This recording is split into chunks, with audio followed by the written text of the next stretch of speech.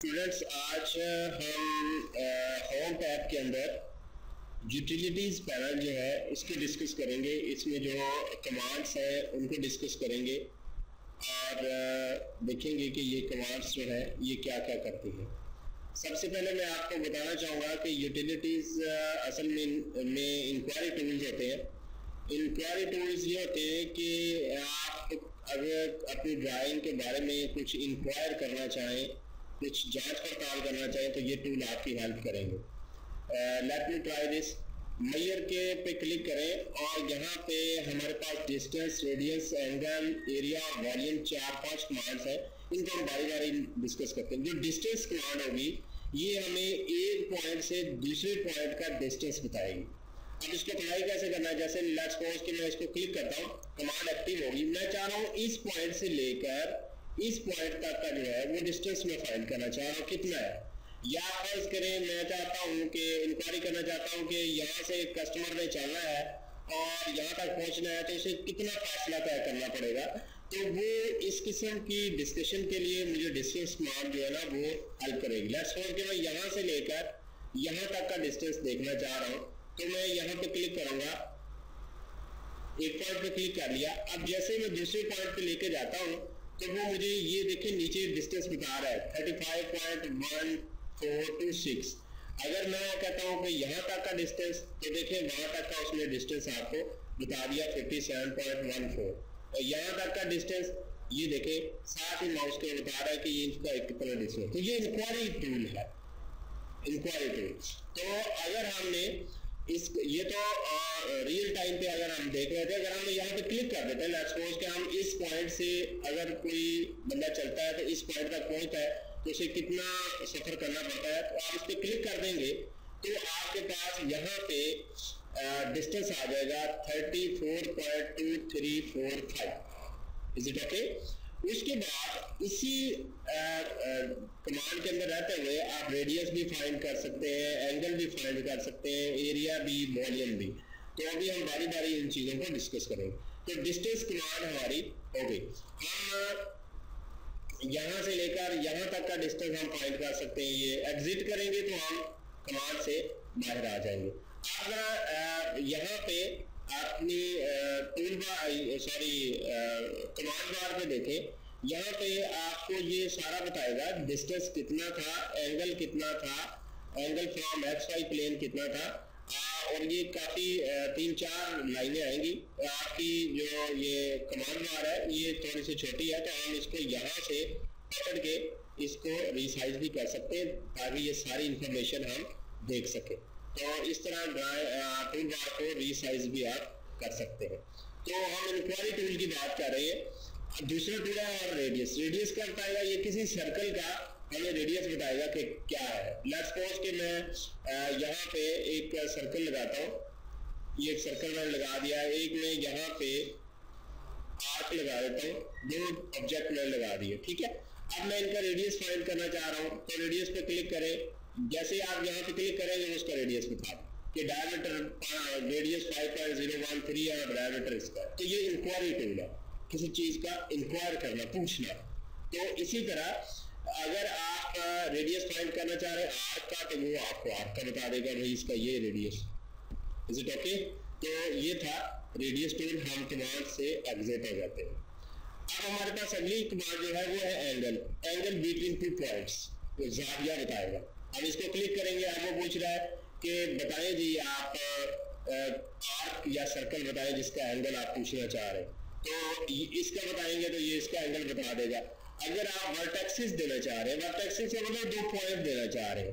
Let's suppose ये point है, ये पॉइंट है, मैं देख रहा हूँ इनका डिस्टेंस कितना है, एंगल कितना है। तो मैं राइट क्लिक करूंगा तो आप हम वर्टेक्स पे आ गए हैं। Specify angle vertex. मैं कहता हूँ एक ये पॉइंट है और एक पॉइंट है ये। जैसे मैं क्लिक करता हूँ तो वो मुझे आप नोट करें यहाँ से सेकंड पॉइंट लेट्स सपोज कि मैं ये देना चाह रहा हूँ तो वो उसने एंगल ले दिया कि ये यहाँ से यहाँ तक ये इसका जो डिस्टेंस है, जो एंगल है वो 18 है। मैं कमांड से एग्जिट हो जाता हूँ। फिर देखिए जरा एंगल हमने फाइंड किया है। किसी भी सर्कल का जो एंगल है वो बता देगा कि ये मैं XY प्लेन यहाँ पे आ गया। मैं कहता हूँ कि इस पॉइंट से इस सर्कल का एंगल क्या बन रहा है इसके सेंटर का, तो वो ये बता देगा कि 160 डिग्री है इसके सर्कल का और यहाँ तक का जो एंगल, ठीक है। फिर देखते हैं हम एंगल कमांड के अंदर हम आर्क को देखते हैं। आर्क का सेंटर ये हमें मिल रहा है, वो कहता है 83 एंगल, यहाँ से यहाँ तक का जो एंगल बन रहा है सेंटर से वो 83 का है। इसी तरह फिर हम एंगल में रहते हुए कुछ और चीजें डिस्कस करते हैं। वर्टेक्सिस को राइट क्लिक करेंगे, वर्टेक्सिस आ जाएंगे तो हम कहते हैं एक पॉइंट ये है, एक पॉइंट ये है। अब एंगल हम कहते हैं तीसरा इनका और इसका एंगल ये 36 का बन रहा है, आपको बता रहा है वो साथ साथ कि यहाँ तक ये एंगल 105 का बन रहा है, ये एंगल भी 52 का बन रहा है।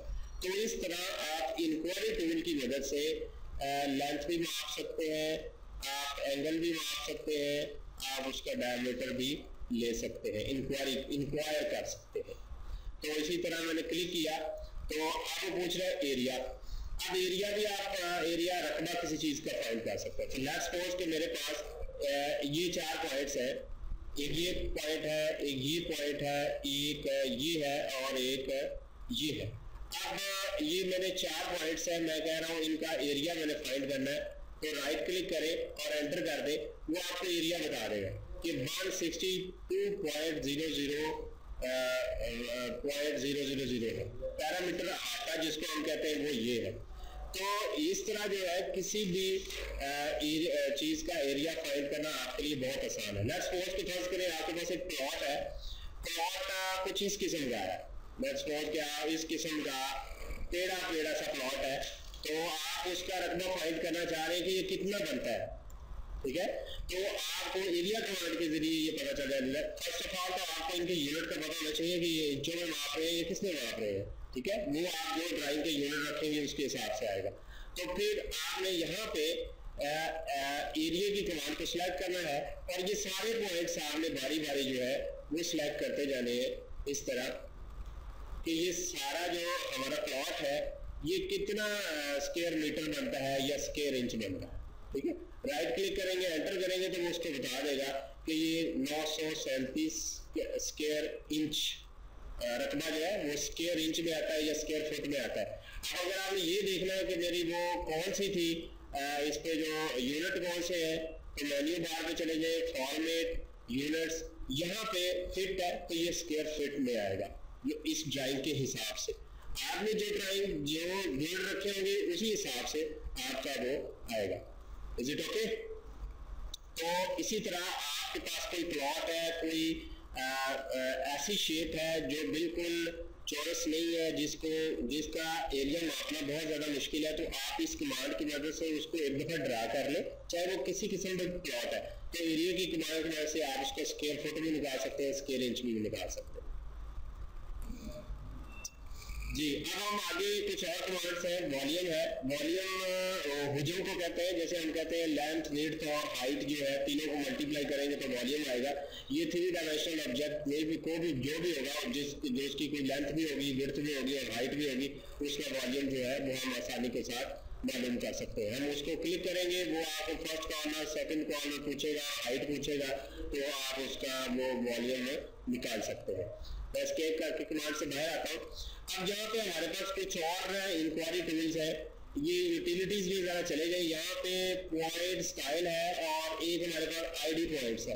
आईडी पॉइंट्स हमें बताएगा कि ये कितनी एक्स और वाई वैल्यू इसकी कितनी है, यानी कोऑर्डिनेट पे एक्स कितना है और वाई कितना है। लेट्स सपोज कि we want to check this point कि एक्स इस पे कितना है, वाई इस पे कितना है, तो हम यहाँ पे आईडी पॉइंट को क्लिक करेंगे और यहाँ पे जिस पॉइंट को हमने मालूम करना है उस पर क्लिक कर देंगे, वो बता देगा एक्स हमारा इतना है। ये नीचे कमांड के अगर यहाँ पे नजर ना आए तो कमांड पे देखें 97.9635 जो है एक्स है और ये वाई है और जेड एक्सिस जो है वो 0 है। तो इस तरह आप इसकी एक्स वाई लोकेशन भी आसानी के साथ फाइंड कर सकते हैं किसी भी पॉइंट की। इसी तरह हमारे पास यहाँ पे एक और टूल है पॉइंट स्टाइल। पॉइंट स्टाइल क्या करता है, ये पॉइंट का स्टाइल बताएगा। लेट्स सपोज कि मैं यहाँ पे ड्रा टूल बार के अंदर आपने सीखा है पॉइंट स्टाइल, तो ये मैं पॉइंट इधर लगा रहा हूँ, 1 2 3 4 पॉइंट लगा दिए, एंटर कर देता हूँ। तो अब मैं इन पॉइंट को जो है वो इनका स्टाइल चेंज कर सकता हूँ। पॉइंट स्टाइल ये सारे स्टाइल दिए हुए हैं, इनका साइज भी आप चेक कर सकते हैं। तो जैसे ही मैंने ओके किया और ये पॉइंट स्टाइल चेंज हो गया। तो आप यही काम जो है 2008 में हम जो है फॉर्मेट पॉइंट स्टाइल में जाकर यही काम करते थे, जो कि कमांड हमें यहाँ पे अवेलेबल है। अब हम बात करते हैं क्विक सेलेक्ट की। ये बहुत अच्छी कमांड है, जरा देखने वाली है, इसकी काफ़ी जो है वो फंक्शनैलिटीज़ जो है इसकी अच्छी है, मतलब काम की कमांड है ये। देखिए हम एक ड्राइंग बना चुके हैं, बहुत बिजी ड्राइंग है, जिसमें सर्कल भी है, लाइनें भी हैं, हैचेस भी हैं, बहुत सारी चीज़ें हैं। तो आप चाह रहे हैं कि उस सारी ड्राइंग में सिर्फ लाइन सेलेक्ट हो जाए, सिर्फ लाइन सेलेक्ट हो जाए या सिर्फ सर्कल सेलेक्ट हो जाए, तो आप वो कर सकते हैं सेलेक्ट कमांड के जरिए। इसको आप क्लिक सेलेक्ट करोगे, उसके बाद यहाँ पे ये आपका क्विक सेलेक्ट डायलॉग बॉक्स खुल गया। यहाँ पे वो पूछ रहा है कि कौन सी ड्राइंग है जिसमें से आप सिलेक्शन करना चाहते हैं। बाद दफा ड्राइंग आपकी कॉम्प्लिकेटेड पेचीदा सी ड्राइंग होती है, कहीं दरमियान में सर्कल है, कहीं छोटी सी लाइन है, तो उस सूरत में आपको ये सिलेक्शन के लिए ये तरीक़ाकार जो है ये काम देगा। अब ऑब्जेक्ट टाइप हम कहते हैं जी हमें लाइन चाहिए, ठीक है। आप वो प्रॉपर्टीज भी आप दे सकते हैं कि कौन सी लाइन, जिनकी लाइन टाइप ये हो या जिनका कलर ये हो। हम कहते हैं कि लाइन टाइप जिनका कलर बाई लेयर हो। बाई लेयर का मतलब है जो उनकी लेयर है वो उनका कलर हो, ठीक है, अपनी अपनी लेयर के हिसाब से उनका कलर होगा। और ये वो ऑपरेटर है जिसकी मदद से आप जो है वो सिलेक्ट कर सकते हैं। मतलब इज इक्वल टू का मतलब होगा वो लाइन्स, ठीक है, जिनका कलर बाई लेयर हो वो। अगर हम कहते हैं नॉट इक्वल टू, तो फिर वो करेगा लाइंस जो ये नहीं होंगी, बाई लेयर नहीं होगी। और अगर हम कहते हैं ग्रेटर देन, लेस देन, तो ये भी हमारी हेल्प कर देगा कि जो मतलब लाइन की होती है या एक्स एक्सिस की होती है या वाई एक्सिस या इस तरह जो लाइन टाइप स्केल है उसमें हम ग्रेटर देन करते हैं, तो इस तरह ये भी हम कर सकते हैं। तो हम एक दफ़ा कलर जो है उसको इक्वल टू बाई लेयर करके हम लाइंस को सिलेक्ट करने लगे। तो जैसे मैं ओके करूँगा तो ये सारी जो लाइंस होंगी इस ड्राइंग में वो सारी सिलेक्ट हो चुकी है। आप जरा नोट करें, ये लाइन नहीं है, ये पूरी लाइन है, ठीक है, और ये भी लाइन थी, ये भी लाइन थी, ये सारी लाइंस जो थी वो सारी सिलेक्ट हो चुकी। ओके, तो इस तरह एक बिजी ड्राइंग से आप आसानी के साथ जो है वो ऑब्जेक्ट्स को सिलेक्ट कर सकते हैं। अगर हम कहते हैं नहीं जी हम जो है वो कलर नहीं बल्कि हम लाइन नहीं करना चाहते, हम पूरी ड्राइंग में से सर्कल सिलेक्ट करना चाह रहे हैं, ठीक है, जिनका कलर बाई लेयर हो, और हम ये चाह रहे हैं कि ये जो लाइनें है ना पहले वो भी सिलेक्ट हो जाए और सर्कल भी सिलेक्ट हो जाए, ठीक है। ये तो सिलेक्ट पहले हुई है, तो हम यहाँ पे कर देंगे append the current selection set, ठीक है, exclude from new selection set, include in new selection set, कि ये नया जो सिलेक्शन सेट बनेगा उसमें ये इंक्लूड कर देगा। देखिए ये भी पड़ी हुई है और ये सर्कल भी आपके सिलेक्ट हो चुके। तो this is a way to select a specific drawing from your entire drawing. For example, the lines, the hatches, polyline, circle, arc, point, whatever in this drawing. Okay? Then okay. ये जी अब हमारे पास एक यहाँ पे tool है select all का। Select all क्या करेगा, ये सारा कुछ सिलेक्ट कर, जिसको हम कंट्रोल ए बोलते हैं।